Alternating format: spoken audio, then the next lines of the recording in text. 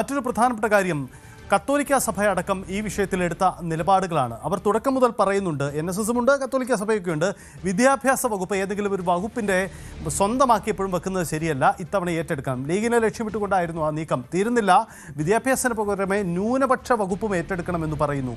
കാലങ്ങളായി UDF മന്ത്രിസഭയിൽ വിദ്യാഭ്യാസം, ന്യൂനപക്ഷക്ഷേമം വകുപ്പുകളെല്ലാം കൈകാര്യം ചെയ്യുന്നത് ലീഗാണ്. ന്യൂനപക്ഷം എന്ന് പറയുന്നാൽ മുസ്ലിങ്ങൾ മാത്രമല്ല, ഈ ക്രിസ്ത്യൻസും ഉൾപ്പെടുന്നതാണ് എന്നതാണ് ഇക്കാര്യത്തിൽ കത്തോലിക്ക കോൺഗ്രസിൻ്റെ ഒക്കെ വാദം. എന്തായാലും ആ സമ്മർദ്ദത്തെ അതിജീവിച്ചുകൊണ്ട് തീരുമാനമെടുക്കുന്നു UDF. ഇനി എന്താ എന്ന കാര്യം കൂടി പ്രധാനപ്പെട്ടതാണ്. ശ്രീജിത്ത് ചേരുന്നുണ്ട്. ശ്രീജിത്ത്, ഇതിൽ കോൺഗ്രസ് എന്തായാലും ഫിഷറീസ് വകുപ്പ് ലീഗിന് തന്നെ, ഒപ്പം വിദ്യാഭ്യാസ വകുപ്പിൽ ഉന്നത വിദ്യാഭ്യാസ വകുപ്പ് മാത്രമാണ് ഏറ്റെടുക്കുന്നത്, ന്യൂനപക്ഷ ക്ഷേമവും ലീഗിന് തന്നെ. ഇതാണ് തീരുമാനം.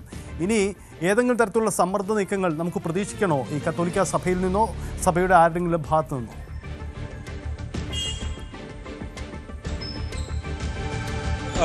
എന്തായാലും സർക്കാർ എടുത്ത അല്ലെങ്കിൽ VD സതീശൻ മന്ത്രിസഭ എടുത്ത ആദ്യ തീരുമാനങ്ങളിലൊന്ന് തന്നെ സഭകളെ ചൊടിപ്പിക്കുന്നതാണ് എന്ന കാര്യത്തിൽ യാതൊരു സംശയവുമില്ല. ഇന്നലെയും ഇങ്ങനെ ചർച്ചകൾ നടക്കുന്നതിനിടെയാണ് കത്തോലിക്ക കോൺഗ്രസ് പ്രത്യേക വാർത്താക്കുറിപ്പ് ഇറക്കി തന്നെ ഇതിൽ വീണ്ടും നിലപാട് ആവർത്തിച്ചത്. അതായത് ഈ രണ്ട് വകുപ്പുകൾ, വിദ്യാഭ്യാസ വകുപ്പും ന്യൂനപക്ഷ ക്ഷേമ വകുപ്പും ആരുടെയെങ്കിലും കുത്തകയായി വെക്കാൻ പാടില്ല. അതായത് ലീഗിന്റെ കുത്തകയായാണ് അത് UDF ഇരിക്കുന്നത്.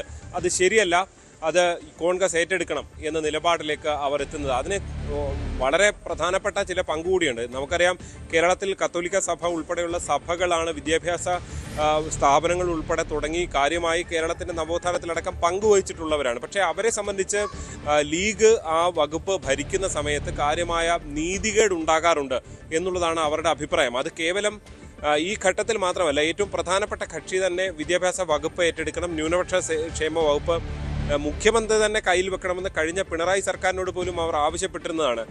എങ്കിൽ മാത്രമേ ഒരു നീതിപൂർവകമായ നടപടി ഉണ്ടാകുള്ളൂ. കഴിഞ്ഞ തവണയും അത് ഒരു മുഖ്യമന്ത്രിയുടെ പക്കൽ ഉണ്ടായിരുന്നെങ്കിൽ അതിൽ എനിക്ക് തോന്നുന്നു അബ്ദുൾ റഹ്മാനോ മറ്റോ ആയിരുന്നു ആ വകുപ്പ് കൈകാര്യം ചെയ്തിരുന്നതെന്നാണ്.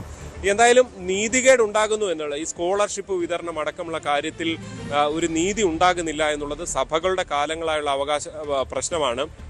മാത്രമല്ല, ഉന്നത വിദ്യാഭ്യാസ വകുപ്പ് എന്നുള്ളതല്ല, സഭകൾ കാര്യമായ വിദ്യാലയങ്ങളാണ് കൂടുതലും നടത്തുന്നത്. അപ്പോൾ അവിടെ അതിൻ്റെ പലതിൻ്റെ അനുമതിയും തുടർ നടപടികളൊക്കെ ഉണ്ടാകുന്നതിന് വേണ്ടി ഇത് കോൺഗ്രസിൽ ആരെങ്കിലും ആണെങ്കിൽ അത് ഗുണം ചെയ്യുമെന്നുള്ളതായിരുന്നു അവരുടെ ഒരു നിലപാട്. NSSും സമാനമായി തന്നെ സർക്കാർ അധികാരമേറ്റപ്പോൾ തന്നെ പ്രഖ്യാപിച്ചാണ്, അതിന് മുൻപും പറഞ്ഞിട്ടുള്ള കാര്യം തന്നെയാണ്. എന്തായാലും അത് അവഗണിക്കപ്പെടുന്നു പരിപൂർണമായും എന്നുള്ളതാണ്. അതായത് ലത്തീൻ സഭയുടെ ആവശ്യം നിരാകരിക്കപ്പെടുന്നു. ഫലത്തിൽ സിറോ മലബാർ സഭയുടെ ആവശ്യമെന്ന് നമുക്ക് വിലയിരുത്താവുന്നതാണ് കത്തോലിക്ക കോൺഗ്രസിൻ്റെ നിലപാട്. അത് വിദ്യാഭ്യാസ വകുപ്പും ന്യൂനപക്ഷ ക്ഷേമ വകുപ്പുമാണ്, അത് അവഗണിക്കപ്പെടുന്നു. NSSന്റെ ആവശ്യം അവഗണിക്കപ്പെടുന്നു. സ്വാഭാവികമായും ഉണ്ടാക്കിയൊരു നറേറ്റീവ് ലീഗിന് മുന്നിൽ കോൺഗ്രസ് കീഴടങ്ങുന്നു, മുഖ്യമന്ത്രി അടക്കം തീരുമാനിക്കുന്നതിൽ എന്നാണ് NSS ഉൾപ്പെടെ പറഞ്ഞിരുന്നത്.